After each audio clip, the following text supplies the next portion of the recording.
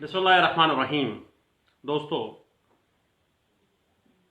कोई कैसा कानून का तालिब इल्म हो सकता है जब वो इंटरनेशनल लॉ की किसी जजमेंट के आने पे चंद बातों को देखते हुए लुड़ियाँ डालना शुरू करते हैं।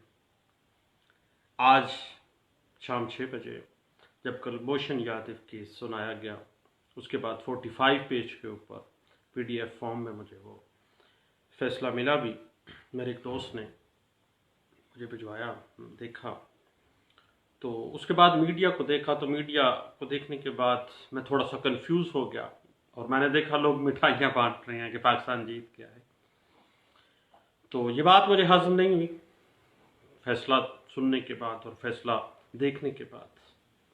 15-1 का फैसला था और इसमें इंटरनेशनल कोर्ट ऑफ जस्टिस का जो वर्डिक्ट था वो पहले तो ये है कि Kulbhushan Yadav will not be released. पहली बात के ज़हन में रखिएगा, क्योंकि इंटरनेशनल कोर्ट ऑफ जस्टिस जो है किसी भी मेंबर मुल्क के अंदर किसी सजा याफ्ता किसी भी कन्विक्ट पर्सन को बरी करने का कोई इख्तियार नहीं रखती। ये बुनियाद है, ये बात जहन में रखिएगा कि बैनुल-अक़वामी अदालत इंसाफ किसी भी मेंबर मुल्क के अंदर किसी भी सजा याफ्ता शख्स को बरी करने का, अक्विट करने का, क्विटल कर देने का कोई इख्तियार नहीं रखती है। तो पहली चीज जो सामने आती है कि Yadav will not be released. दूसरी बात, his sentence not ओवरटर्न्ड and his hanging state, सजा मुअत्तल कर दी गई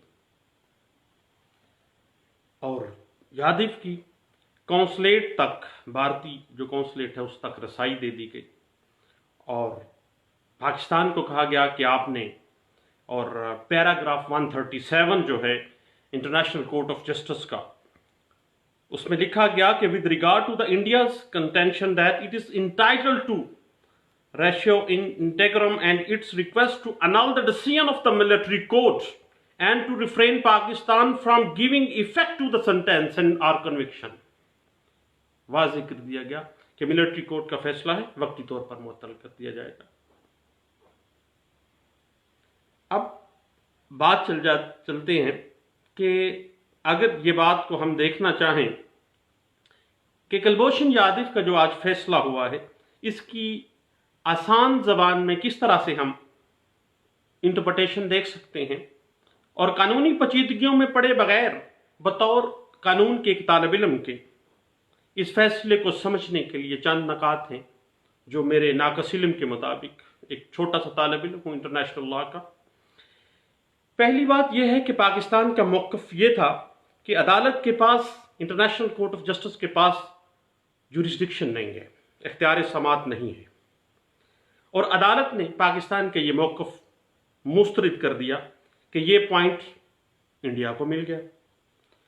ये बात जहन में रखिएगा कि इंटरनेशनल कोर्ट ऑफ जस्टिस का इख्तियार समात पर एतराज मुद्दा अलैह हमेशा से वैसे ही करता है, चाहे उसे यकीन हो कि अदालत उसे मानेगी या नहीं। जिस तरह हम आम तौर पर जब एक आम सिविल सूट में बतौर मुद्दा अलैह जाते हैं तो हम जाते ही कह देते हैं कि जनाब अदालत को इख्तियार समात हासिल नहीं है, कोर्ट फीस लगाई गई होती है, हम कह रहे होते हैं कोर्ट फीस नहीं लगाई गई है। अगली बात, भारत का यह पहला मुतालबा था कि अदालत कुलभूषण को रिहा करने का हुक्म दे। अदालत ने यह मुतालबा मुस्तरद कर दिया। अब यह पॉइंट पाकिस्तान को मिल गया।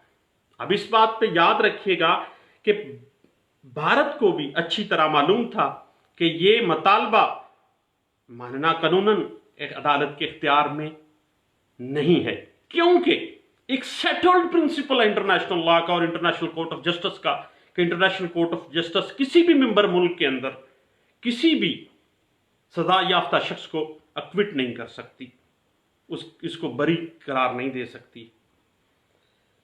और इसके ऊपर आपको पता ही है, जब पहले बहस की गई थी कुलभूषण यादव के केस में, तो उसमें खावर कुरैशी साहब की अगर किसी ने बहस को सुना और इंडिया की साइड पे भी बहस को सुना तो उसमें ये बात वाज़ेह हो गई थी। उसके बाद इंडिया और पाकिस्तान के दोनों तरफ के خام خواہ کے مطالبات عدالت نے مسترد کر دیے۔ مختلف جو خام خواہ میں بطور مدعا علیہ یا بطور پٹیشنر انہوں نے جو کچھ بھی کیا وہ مسترد کر دیا گیا ہے، اور یہاں تک کہ سکور میں سمجھتا ہوں اس کیس میں اس حوالے سے برابر رہا ہے۔ اور بھارت کا یہ دوسرا مطالبہ کہ عدالت قرار دے کہ کلبھوشن کو کونسلیٹ رسائی نہ دے کر پاکستان نے ویانا کنونشن کی خلاف ورزی کی ہے، عدالت نے یہ مطالبہ تسلیم کر لیا اور کلبھوشن یادو کو بھارت کے جو کونسلیٹ ہے اس تک رسائی دے دی ہے۔ یہ پوائنٹ انڈیا کو مل گیا۔ اس کے بعد انڈیا کا تیسرا مطالبہ یہ تھا کہ عدالت قرار دے کہ کونسلیٹ رسائی دینے کی بنا پر کلبھوشن کو دی گئی سزا کو ختم کر دے، لیکن بات پہلے والی ہے ساری کہ انٹرنیشنل کورٹ آف جسٹس کسی بھی ممبر ملک کے سزا یافتہ شخص کو اکوٹ نہیں کر سکتی، اس سزا کو سسپینڈ کر سکتی ہے۔ عدالت نے یہ مطالبہ مسترد کر دیا۔ یہ پوائنٹ پاکستان کو مل گیا اور یہ بڑا اہم پوائنٹ ہے۔ سزا سسپینڈ کر دی گئی لیکن اکوٹ نہیں کیا جا سکتا تھا۔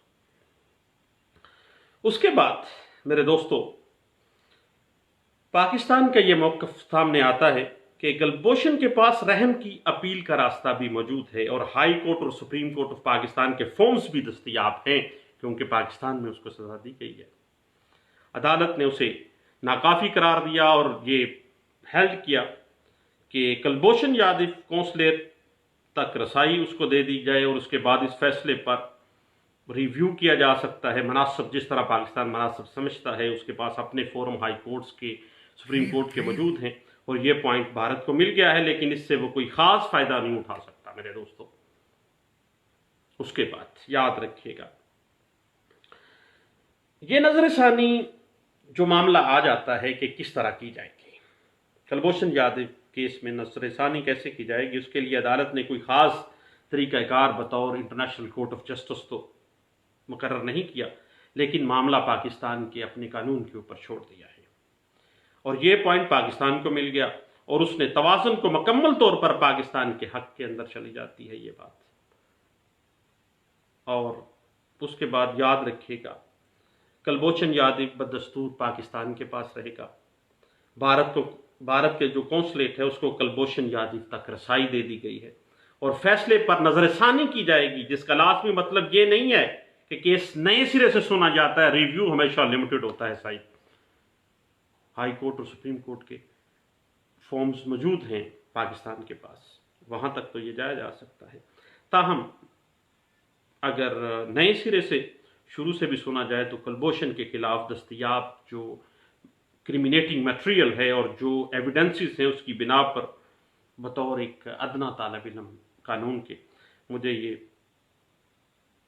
امید نہیں ہے کہ کونسلیٹ تک رسائی اور نظر ثانی کے بعد بھی کلبھوشن یادو کا جو فیصلہ دے دیا ہے پاکستان کی کورٹس نے وہ کبھی تبدیل ہوگا۔ البتہ چند باتیں تھیں جو کلبھوشن یادو کے فیصلے کے بعد میرے ذہن میں آ رہی تھیں، تو میں نے سوچا کہ اپنے سب دوستوں کے ساتھ اس کو شیئر کرنا چاہیے، بجائے اس کے کہ یہ کنفیوژن تھی، پاکستانی میڈیا کو بھی کچھ کہہ رہا ہے کبھی کچھ کہہ رہا ہے، میں کنفیوز ہو گیا تھا۔ تو میں نے سوچا بطور ایک طالب علم کے انٹرنیشنل لا کے کیوں نہ یہ بات سب دوستوں کے ساتھ شیئر کی جائے۔ دعاؤں میں یاد رکھیے گا اور مزید اس پہ ڈسکشن انشاءاللہ ہماری جاری رہے گی۔ آپ مختلف پوائنٹس پہ آپ بات کیجیے گا، کوشچن مجھے بھجوائیے گا، انشاءاللہ اس پہ ہم سیر حاصل ڈسکس کریں گے۔ دعاؤں میں یاد رکھیے۔ تھینک یو، اللہ حافظ۔